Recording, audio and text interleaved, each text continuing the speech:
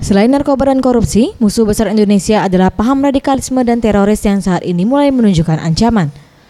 Menteri Dalam Negeri Cahyokumolo mengatakan, pemerintah akan menindak tegas perbuatan paham radikal yang ada di setiap daerah, melalui kerjasama Polri dan TNI, serta forum umat beragama setidaknya dapat memberikan pengawasan terhadap pergerakan paham tersebut.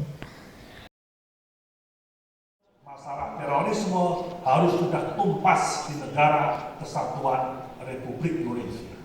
Ini ancaman bangsa kita yang 72 tahun sudah merdeka.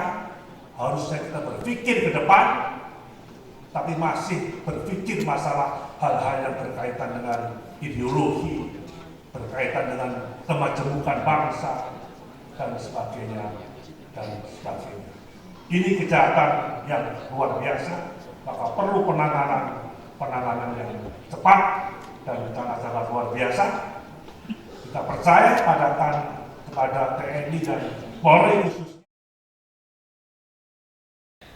Ia menghimbau kepada masyarakat dapat berperan aktif untuk selalu mengawasi dan melaporkan tindakan yang mencurigakan yang dapat menyebabkan perpecahan serta menimbulkan ancaman.